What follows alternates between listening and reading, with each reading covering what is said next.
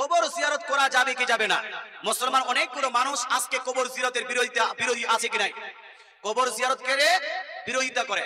কবর জিয়ারত যারা করে তাদেরকে কবর পূজারী বলে, যারা মাজার জিয়ারত করে তাদেরকে মাজার পূজারী বলে, যারা পীর মানে এদেরকে পীর পূজারী বলে কি বলে না?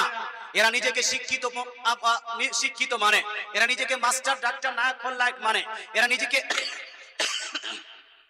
এডুকেটেড মানে। কিন্তু ভাই আসলে কি এরা এডুকেটেড? কবরস্থানে যাওয়া যাবে কিনা, কবর জিয়ারত করা যাবে কিনা, মাজার জিয়ারত করা যাবে কিনা, এই প্রসঙ্গে সংক্ষিপ্ত আকারে আলোচনা। আজ থেকে প্রায় 10 বছর পূর্বে বা 15 বছর পূর্বে আমাদের দেখা আমরা দেখেছি, দাদুরা বলতে পারবে যে 10-15 বছর আগে যত আহলে হাদিস, দেওবন্দি, হানাফি, সুন্নি, আপনার লাভাজাবি যতগুলো ছিল সবাই কিন্তু কবর জিয়ারত করতো। করতো না? করতো না? সবাই করতো। হঠাৎ করে কোথাকার যে ট্যাবলেট খেলো হঠাৎ করে বিদাত হয়ে গেছে। কথা বুঝতে পেরেছেন? হ্যাঁ, সবাই দোয়া করতো। এই হঠাৎ করে সব আউট হয়ে যাচ্ছে। বা আজকে দোয়া আউট হয়ে গেল, কালকে কবর জিয়ারত আউট হয়ে গেল, এখন বলছে আজানও আউট। আপনার দেশে কি হচ্ছে জানি না, আমাদের দিকে জুম্মার আজানটা উঠিয়ে দিয়েছে। মুসলমান আপনাকে বলতে চাই, তো কে আউট করছে করুক, আমরা আউট করব। পারলে একটু বেশি বেশি করে করব, পারলে বেশি বেশি করে করব, কারণ নেক কাজ যত বেশি করবেন তত লাভ আছে কি নাই? আছে। যারা কবর জিয়ারত বন্ধ করেছেন, যারা মাজার জিয়ারত বন্ধ করেছেন, কোন মাস্টারের কথায়, কোন ডাক্তারের কথায়, কোন নায়কের কথায়, কোন খলনায়কের কথায়, তারা একটু কান খুলে শুনে রাখো। আমার রাসূল, আপনার রাসূল, দয়ার রাসূল, মায়ার রাসূল আজ থেকে প্রায় 1500 বছর পূর্বে আপনাকে কি নির্দেশ দিয়েছেন? রাসূলুল্লাহ বলছেন, হাদিসটি লিপিবদ্ধ আছে সহিহ Muslim Sharif জিলদ number 1 page number 313 এর মধ্যে। সেম হাদিস কাহিনী লিপিবদ্ধ আছে মিশকাত শরীফ জিলদ নাম্বার 1 পেজ নাম্বার 154 এর মধ্যে। সেম হাদিস কাহিনী লিপিবদ্ধ আছে দেওবন্দ থেকে ছাপানো সুনানে নাসাই জিলদ নাম্বার 1 পেজ নাম্বার 221 এর মধ্যে। সেম হাদিস কাহিনী লিপিবদ্ধ আছে, আপনার ওই হাদিসটাই লিপিবদ্ধ আছে দেওবন্দ থেকে ছাপানো সুনান ইবনে মাজাহ জিলদ নাম্বার 1 পেজ নাম্বার 112 এর মধ্যে। সেম হাদিস কানা সৌদি আরব থেকে ছাপানো সুনান আবু দাউদ জিলদ নাম্বার 1 পেজ চ্যাপ্টার নেম বাবুন ফি জিয়ারাতিল কুবরের মধ্যে লিপিবদ্ধ আছে। সেম হাদিস কানা সৌদি আরব থেকে ছাপানো সুনান তিরমিজি জিলদ নাম্বার 1 চ্যাপ্টার নেম বাবু মা জা ফি রুকসাতি ফি জিয়ারাতিল কুবরের মধ্যে লিপিবদ্ধ আছে। জোরে বলে সুবহানাল্লাহ। কতগুলো কিতাবের নাম বললাম? সহিহ মুসলিম শরীফ, মিশকাত শরীফ, সুনান ইবনে মাজাহ, সুনানে নাসাই, সুনান তিরমিজি, সুনান আবু দাউদ, 6টা হাদিসের কিতাব, গ্রহণযোগ্য হাদিসের কিতাব। এই কিতাবগুলোকে আহলে হাদিসরাও পড়ে, সুন্নিরাও পড়ে, দেওবন্দি ভাইরাও পড়ে, জামাতি ভাইরাও পড়ে, তাবলীগের ভাইরাও পড়ে, অন্যান্য আরো মওদুদি ভাইরাও পড়ে, সবাই পড়ে, সবাই মানে। এই জন্য গ্রহণযোগ্য কিতাবের রেফারেন্স দিচ্ছি। এতগুলো রেফারেন্সে আমার রাসূলুল্লাহ সাল্লাল্লাহু তাআলা আলাইহি ওয়াসাল্লাম ইরশাদ করেন, জুরুল কুবুরা ফা ইন্নাহা তুযাক্কিরুকুমুল আখিরা। দয়ার নবী, মায়া নবী বলছেন, ওহে আমার উম্মত উম্মতিরা, তোমরা বেশি বেশি করে কবর এবং মাজার জিয়ারত করো। জোরে বলে সুবহানাল্লাহ। সুবহানাল্লাহ। নারায়ে তাকবীর, নারায়ে তাকবীর, নারায়ে রিসালাত, নারায়ে রিসালাত। আহলে সুন্নাত ওয়াল জামাত, আহলে সুন্নাত ওয়াল জামাত, নারায়ে তাকবীর। রাসূলুল্লাহ বলছেন, ও আমার উম্মতিরা, তোমরা কবর জিয়ারত করো, মাজার জিয়ারত করো। রাসূলুল্লাহ যদি করতে বলেন, রাসূলুল্লাহর বলার পরে কোন মাস্টারের কাছে পারমিশন নেওয়ার দরকার আছে? কোন ডাক্তারের কাছে পারমিশন নেওয়ার দরকার আছে? কোন কারি সাহেব, কোন মৌলভী সাহেবের কাছে অনুমতি নেওয়ার দরকার আছে? অনুমতি যদি রাসূলুল্লাহ দেন, রাসূলুল্লাহ যদি শিক্ষা দেন, তো শিক্ষাটা চলবে কার? রাসূলুল্লাহ। কোন মাস্টার ডাক্তার নায়ক খলনায়কের শিক্ষা চলবে না। রাসূলুল্লাহ বলছেন যে তোমরা কবর জিয়ারত করো। কিয়ামত পর্যন্ত কবর জিয়ারত চলছে, আগামীতেও মাজার জিয়ারত চলছে, আগামীতেও চলবে। পারমিশন দিয়েছেন কে? রাসূলুল্লাহ। কে দিয়েছেন বাপ? এখনো সন্দেহ যদি থাকে তো একটা ফাও হিসেবে হাদিসটা নিয়ে নেন, একটা গিফট হাদিস। আসুন আরেকটা হাদিস শুনিয়ে দিচ্ছি। এই হাদিসটি লিপিবদ্ধ আছে সুনান ইবনে মাজাহ জিলদ নাম্বার 1 পেজ নাম্বার 112। বইটি ছাপানো হয়েছে দেওবন্দ থেকে, বইটি ছাপানো হয়েছে বেরেলি শরীফ থেকে, বইটি ছাপানো হয়েছে বানারস থেকে। জিলদ নাম্বার 1 পেজ নাম্বার 112 এর মধ্যে আম্মা জান আয়েশা সিদ্দিকা রাদিয়াল্লাহু তাআলা আনহা বলছেন, রাখাসা রাসূলুল্লাহ সাল্লাল্লাহু তাআলা আলাইহি ওয়াসাল্লাম ফি জিয়ারাতিল কুবুর। অর্থাৎ রাসূলুল্লাহ সাল্লাল্লাহু আলাইহি ওয়াসাল্লাম মানুষকে কবর জিয়ারত এবং মাজার জিয়ারতের অনুমতি প্রদান করেছেন। জোরে বলে সুবহানাল্লাহ। অনুমতি দিলেন কে? রাসূলুল্লাহ পারমিশন দিয়েছেন কে? রাসূলুল্লাহ। তা আপনি করবেন না ভাই? এই করবেন না করবেন। কবর জিয়ারত চলবে, এটাকে বন্ধ করা যাবে না।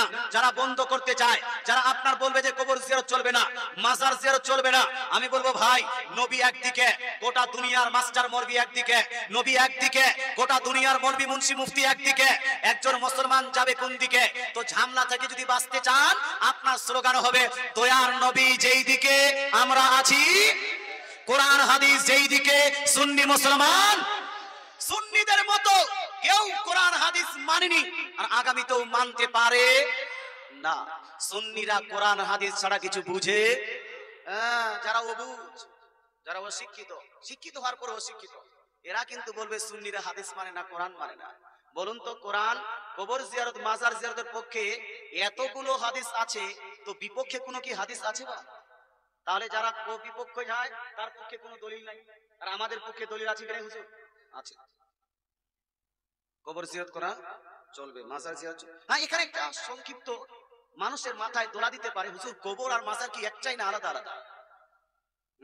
নবী যে কবর জিয়ারত করতে বলেছেন, মাজার জিয়ারত তো বলেননি।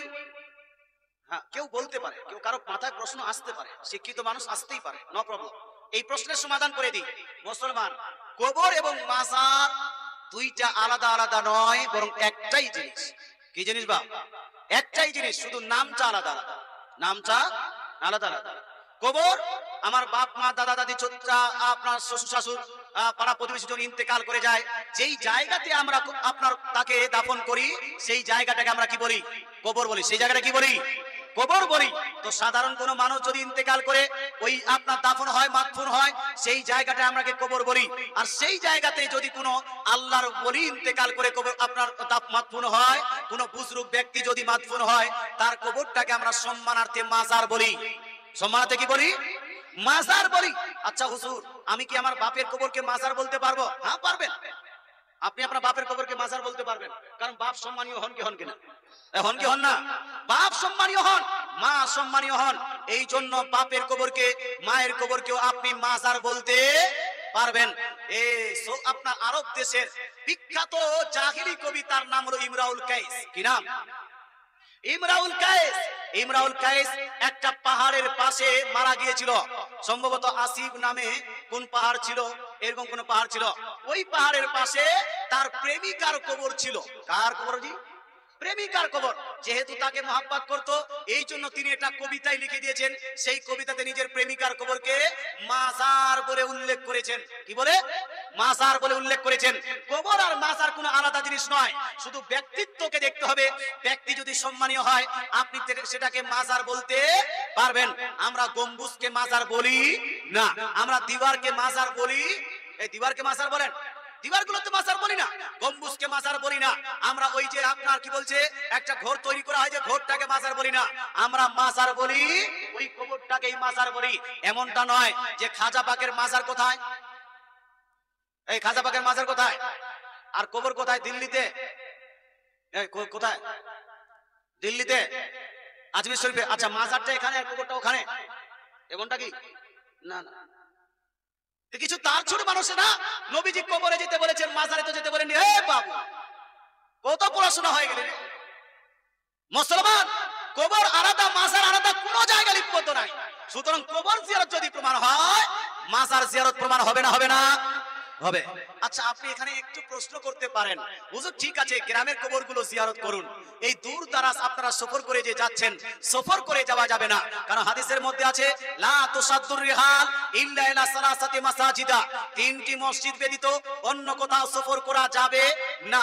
এটা হাদিসে আছে। কোন মসজিদ? মসজিদে নববী, মসজিদে হারাম আর মসজিদে আকসা, অর্থাৎ বাইতুল মুকাদ্দাস। কথা বোঝা গেল? এছাড়া অন্য কোন জায়গায় সফর করা যাবে না। এই জন্য এখান থেকে আজমির শরীফে সফর করে যাওয়া যাবে না, পান্ডুয়া শরীফে সফর করে যাওয়া যাবে না, দাতা বাবার মাজারে সফর করে যাওয়া যাবে না। এটা নিয়ে কেউ ভটকাতে পারে, আমি বলবো ভাই, তোমার হাদিস বুঝার কোয়ালিটি, হাদিস বুঝার যে তোমার থিংকিং, এটা খুব লো আছে। এটা একটু হাই করো, হাই করো, একটু বুঝো ভালো করে। আমার রাসূলুল্লাহ বলছেন তিনটি মসজিদ ছাড়া অন্য কোন মসজিদে সফর করা যাবে না। নবীজি মসজিদের কথা উল্লেখ করেছেন। জোরে বলে সুবহানাল্লাহ। কিসের কথা? মসজিদের কথা উল্লেখ করেছেন। যদি আপনার বলেন যে এই তিনটি মসজিদ ব্যতীত অন্য কোথাও সফর করা যাবে না, তাহলে বলুন তো এখান থেকে শিলিগুড়ি আর যেতে পারবেন? এই মেডিকেলে আর যেতে পারবেন? কলকাতায় কি আপনার ওষুধ কিনতে যেতে পারবেন? দিল্লি বোম্বাই খাটতে যেতে পারবেন? না। রাসূলুল্লাহ সাল্লাল্লাহু আলাইহি ওয়াসাল্লামের হাদিস ওটা নয়। আপনি মিসগাইড করছেন কেন? পাবলিককে ধোঁকা দিচ্ছেন কেন? পাবলিককে বোকা বানাচ্ছেন কেন? রাসূলুল্লাহ বলছেন তিনটি মসজিদ ব্যতীত অন্য কোন মসজিদে যাওয়া যাবে না। তার মানে হলো এই, বেশি নেকি উপার্জন করার জন্য নিজের মসজিদ ত্যাগ করে অন্য মসজিদে যদি নামাজ পড়তে যেতে চাও, তাহলে বেশি নেকি পাবে শুধু তিনটি মসজিদে। মসজিদে নবীতে গেলে বেশি নেকি পাবে, মসজিদে হারামে গেলে বেশি নেকি পাবে, মসজিদে আকসাতে গেলে বেশি নেকি পাবে। রাসূলুল্লাহ হাদিসের মাফহুম বলছি, রাসূল বলছেন বেশি নেকি উপার্জন করার জন্য আর অন্য কোন মসজিদে যাওয়া চলবে না। নিজের গ্রামে মসজিদ আছে না? কেউ ভাবছে, যদি ভাবে যে না আমার গ্রামের মসজিদ, এটা তো গ্রামের মসজিদ, শিলিগুড়ির মসজিদটা শহরের মসজিদ, ওই মসজিদে গিয়ে জুম্মা পড়বো তাহলে বেশি নেকি পাবো। কেউ ভাবতে পারে কি পারে না? রাসূলুল্লাহ এটাকে নিষেধ করেছেন, না তোমার গ্রামে যেটা মসজিদ আছে সেই মসজিদের নেকি আর শিলিগুড়ির মসজিদের নেকি, দুইটার নেকি হলো সমান। জোরে বলেন সুবহানাল্লাহ। যদি নেকি উপার্জনে কোন মসজিদে সফর করতে চাও, তাহলে শিলিগুড়ি নয়, এটা পৃথিবীতে তিনটা মাত্র মসজিদ আছে। কোনটা? একটা হলো মসজিদে হারাম কাবা শরীফ, একটা হলো মদিনা শরীফ, আর একটা হলো বাইতুল মুকাদ্দাস ওই ফিলিস্তিনে। এই তিনটা মসজিদ ব্যতীত বাকি সব মসজিদের নেকি হলো সমান সমান। জোরে বলে সুবহানাল্লাহ। তো নবী এই মসজিদগুলোকে উল্লেখ করেছেন, আর এটা ওই মসজিদ থেকে টেনে এনে মাজারে ঢুকিয়ে দিয়েছে। মসজিদ থেকে টেনে কোথায় রেখেছে? মাজারে। আমার রাসূল সাল্লাল্লাহু আলাইহি ওয়াসাল্লাম নিজেই মাজার জিয়ারত করেছেন কি করেননি? বলছে হুজুর শুনিনি। আজকে যদি শুনতে পাই, দলিল পাই, আর আগামীতে কারো কথা মানবো না। আমার রাসূল, আপনার রাসূল, দয়ার রাসূল, মায়ের রাসূল নিজেই মাজার জিয়ারত করতেন। জোরে বলে সুবহানাল্লাহ। কোথায় লিপিবদ্ধ আছে? বিশ্বের মধ্যে সর্বশ্রেষ্ঠ হাদিসের কিতাব, সেই কিতাবের নাম হলো বুখারী শরীফ। কোন কিতাব? বুখারী শরীফ তো জানেন না। সুর লাগবে বা ভালো লাগছে না? সুর লাগবে? আমি কিন্তু সুর দিতে পারি না, গজল দিতে পারি না। আমার একজন ভাই আছে মাওলানা আব্দুল জব্বার আশরাফি, কয়েকদিন পরে আসবেন আপনার এলাকায়। কোন গ্রামে হুজুর? আমুল গ্রামে। আচ্ছা আমুল দেখা, যাই হোক ওই গ্রামে আসবে, ওখানে যাবেন, যত গজল চাইবেন গজল শুনিয়ে দিবে। আপনার সুর শুনতে যাবে, সুর শুনিয়ে দিবে। আমারই ভাই ইনশাআল্লাহ গজল শুনবেন। আমি দাঁড়াতার খালি হাদিস বলতে পারি, শিক্ষিত সমাজ যেন এই হাদিসটা পড়ে সঠিক জিনিসটা বুঝতে পারে। জোরে বলে সুবহানাল্লাহ। মুসলমান আপনাকে বলতে চাই, আমার রাসূলুল্লাহ সাল্লাল্লাহু আলাইহি সাল্লাম মাজার জিয়ারত করেছেন আর সফর করে মাজারে গেছেন। শুনুন, মক্কা এবং মদিনার মাঝখানে একটা জায়গা আছে, যেই জায়গাটার নাম হলো উহুদ পাহাড়। কি নাম? কেউ গেছেন কাবা শরীফ আপনার হজ করতে? হাজী সাহেব কেউ আছেন এখানে? হাজী সাহেব নাই। উহুদ পাহাড় মক্কা থেকে দূরে, মদিনা থেকে দূরে। আমার রাসূল, আপনার রাসূল এই উহুদ পাহাড়ে একটা যুদ্ধ সংঘটিত হয়েছিল। সেই যুদ্ধটার নাম হলো উহুদ যুদ্ধ। কি যুদ্ধ? উহুদ যুদ্ধ। উহুদ যুদ্ধে 70 জন সাহাবা, প্রায় 70 জন সাহাবায়ে কেরাম শহীদ হয়েছিলেন। সেই শহীদগণের মাজার এখনো উহুদ পাহাড়ের পাশে আছে। যারা হজ করতে যায় তারা সেই মাজারগুলো জিয়ারত করে আসে। জোরে বলে সুবহানাল্লাহ। মুসলমান আপনাকে বলতে চাই, মদিনা থেকে দূরে আমার রাসূল, আপনার রাসূল, দয়ার রাসূল, মায়ের রাসূল কি করতেন? হাদিস শরীফ পদ আছে বুখারী শরীফ জিলদ নাম্বার 2 হাদিস নাম্বার 40-42। কত নাম হাদিস বললাম? 40-42 এর মধ্যে হাদিসটি এইভাবে লিপিবদ্ধ আছে। আন উকবা বিন আমির রাদিয়াল্লাহু তাআলা আনহু ক্বালা সাল্লা রাসূলুল্লাহ সাল্লাল্লাহু তাআলা আলাইহি ওয়াসাল্লাম আলা কাতলা